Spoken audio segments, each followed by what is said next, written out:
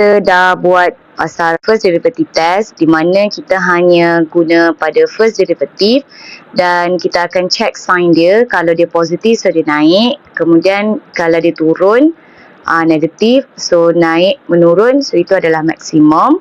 Kemudian kalau dia menurun kemudian dia naik, itu adalah minimum. So itu adalah untuk first derivative test lah.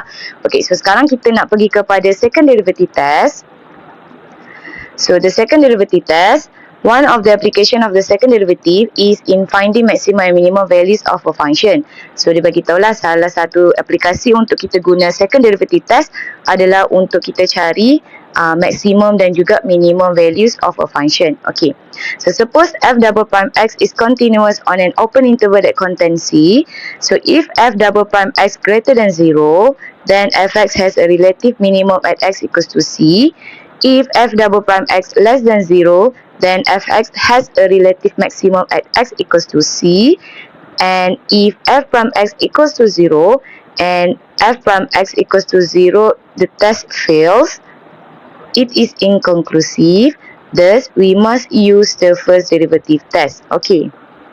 So, kalau kita tengok pada kenyataan dalam second derivative test ini, so dia sama juga macam first derivative test. Kita nak cari maximum dengan minimum value. Cumanya dekat sini kita terus direct sajalah di mana kita akan guna second derivative. Okay, maksudnya kita first differentiate, lepas tu kita differentiate sekali lagi dan kita gantikan nilai untuk kita tengok kalau dia greater than 0, maksudnya dia adalah minimum. Okay, so kalau dia positif, dia adalah minimum. Kalau second derivative kita dapat less than 0 ataupun negatif, maksudnya dia adalah maximum. Okay. Tapi kalau dia equals to 0, maksudnya okay, kat sini dia beritahu ni, kalau lah f prime x equals to 0 dan double prime x equals to 0, maksudnya f prime x equals to 0 dan double prime x pun equals to 0, jadi test tu fail lah. Okay, so kita kena guna first derivative test. So, kita try by example. By using the second derivative test, find the relative extremum of fx equals to x cubed minus 3x squared minus 24x plus 32. Okay, jadi kita nak cari relative extremum. Relative extremum ni macam saya cakap tadi, dia adalah maksimum dan juga minimum. So, kita nak cari maksimum dan minimum menggunakan second derivative test. So, first kali kita hanya differentiate je dahulu. Okay. So, first step kita differentiate.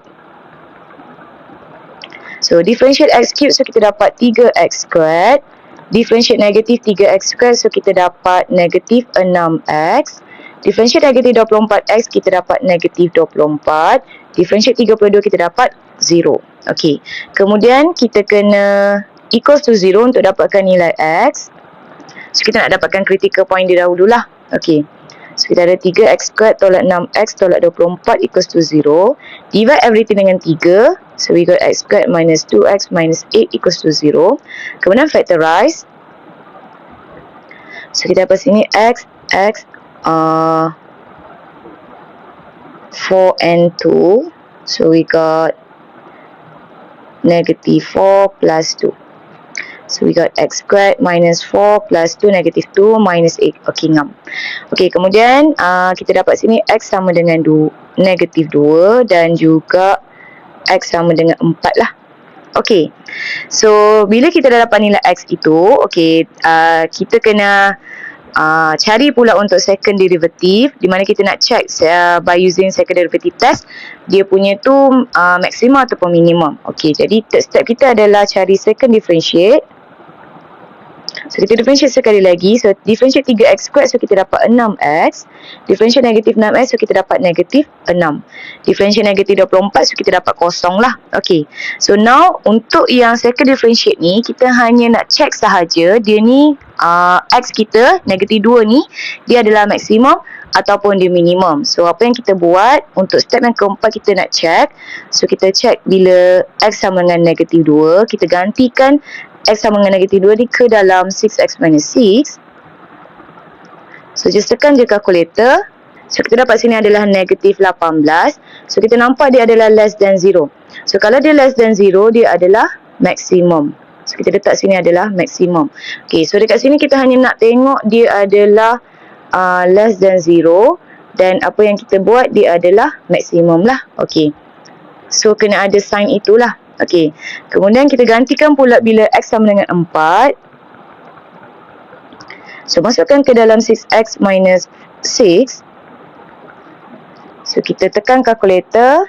So kita dapat sini adalah positif 18, which is dia adalah greater than 0 lah.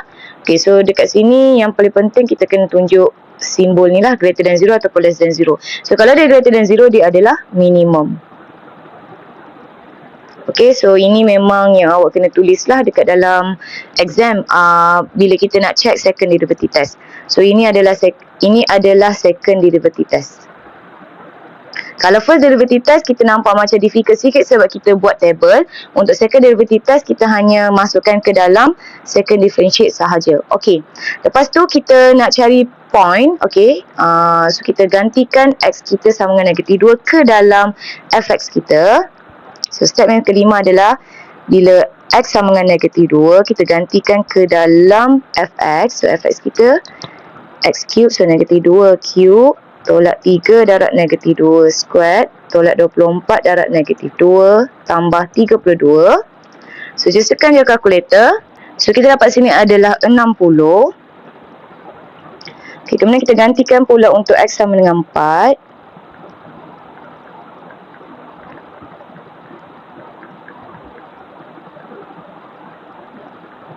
So jelaskan je kalkulator. So kita dapat sini adalah negatif 48. Okay, now kita akan classify lah kita punya point tadi. So bila x sama dengan negatif 2, point kita adalah 60. So negatif 2, 60. Bila kita check pada second derivative test, dia adalah maximum point.